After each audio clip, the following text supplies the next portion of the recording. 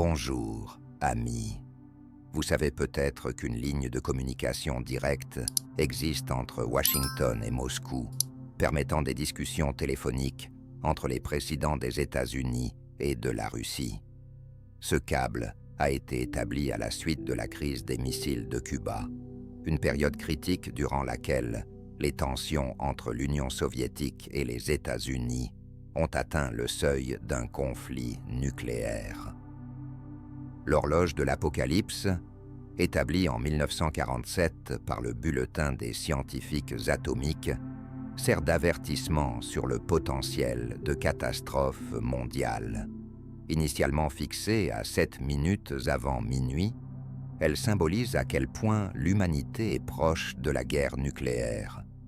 La distance la plus éloignée qu'elle ait atteinte par rapport à minuit était de 17 minutes en 1991, après l'effondrement de l'Union soviétique lorsque la menace nucléaire a diminué de manière significative. Cependant, après le lancement de missiles nucléaires par la Corée du Nord en 2020, l'horloge a été ajustée à 2 minutes avant minuit. Actuellement, elle se trouve à 1 minute 40 secondes avant minuit, soulignant les risques graves auxquels nous faisons face aujourd'hui. Aujourd'hui, nous discutons de l'événement connu sous le nom de crise des missiles de Cuba, qui a eu lieu à l'automne 1962. Avant de plonger dans ce sujet, explorons les événements qui y ont conduit. Bien que je puisse aborder le mur de Berlin, dans un épisode séparé, il est important de noter que cette crise était en partie une réaction à des développements en Turquie, suite à la victoire des Alliés sur l'Allemagne nazie en 1945, qui comprenait l'Union soviétique, la Grande-Bretagne, la France et les États-Unis comme acteurs clés. Ces nations sont devenues d'importantes puissances mondiales. Bien qu'elles se soient alliées contre Hitler et le Japon, les conséquences ont engendré des tensions entre les États-Unis et l'Union soviétique désormais renforcée, préparant le terrain pour une confrontation. Cette escalade a conduit à la création de l'Alliance Atlantique, communément appelée l'OTAN, ainsi qu'à la formation du Pacte de Varsovie, qui englobait presque toute l'Europe de l'Est.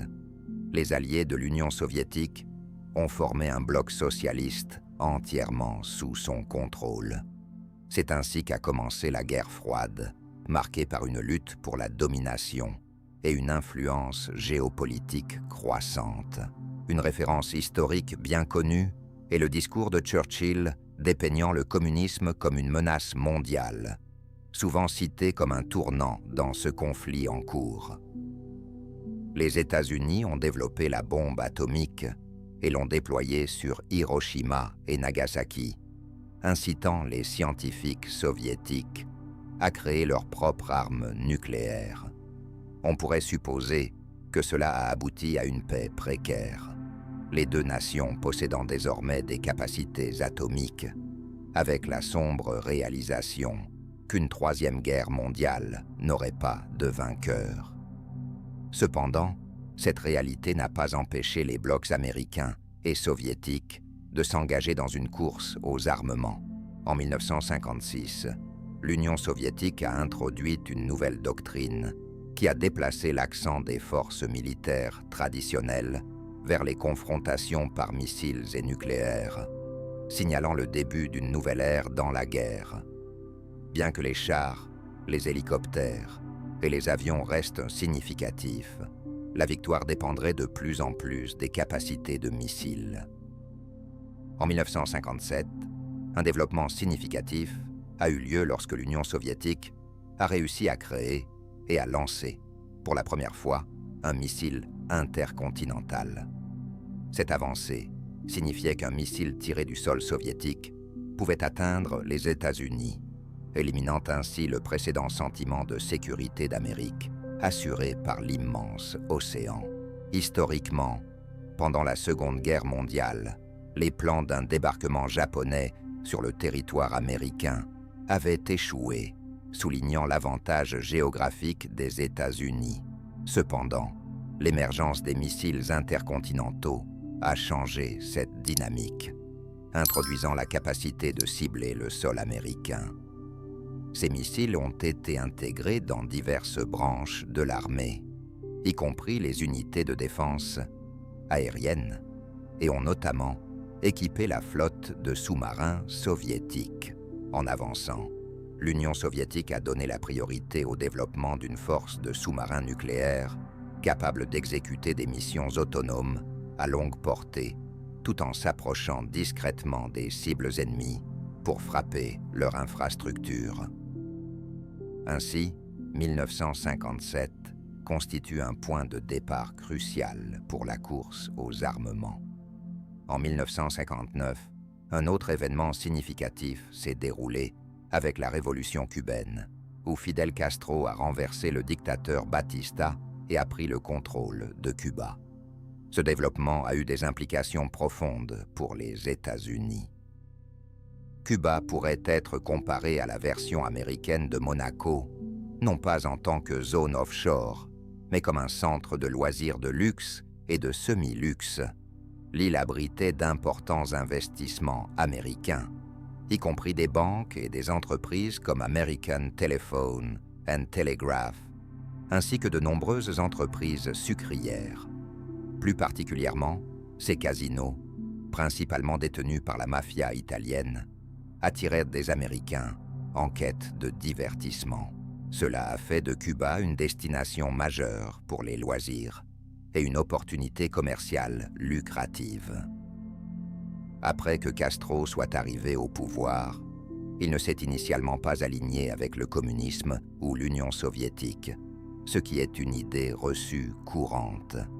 Il cherchait à établir une coopération avec les États-Unis, allant même jusqu'à voyager pour rencontrer le président Dwight Eisenhower, qui finalement ne lui a pas accordé de temps.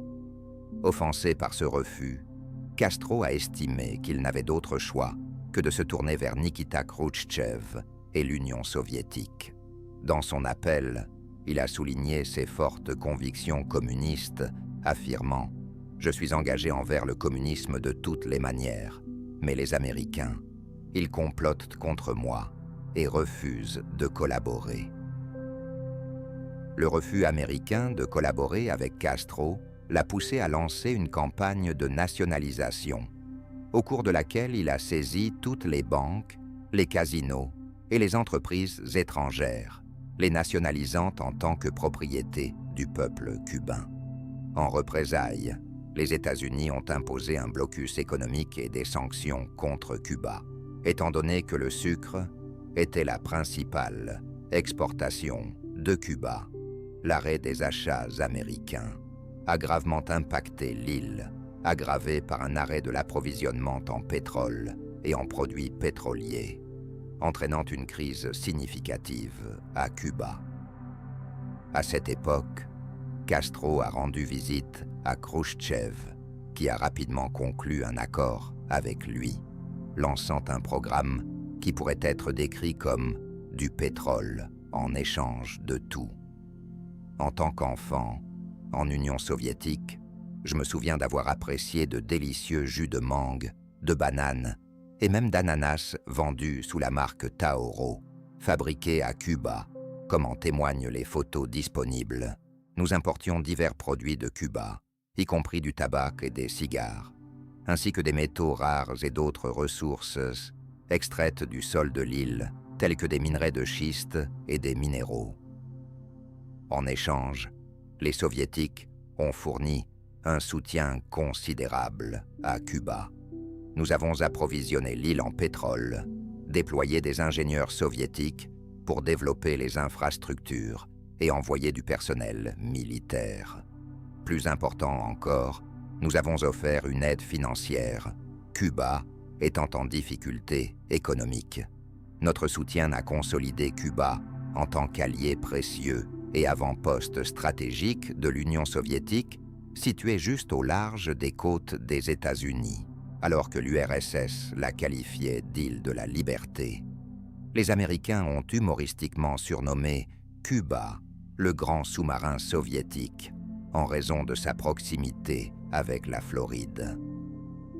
Le 1er mai 1960, au milieu des tensions croissantes, à l'apogée de la guerre froide, un incident critique s'est produit lorsqu'un avion espion américain a été abattu au-dessus des Urals. Cela était notable car des avions américains survolaient fréquemment le territoire soviétique pour capturer des photographies aériennes et collecter des renseignements.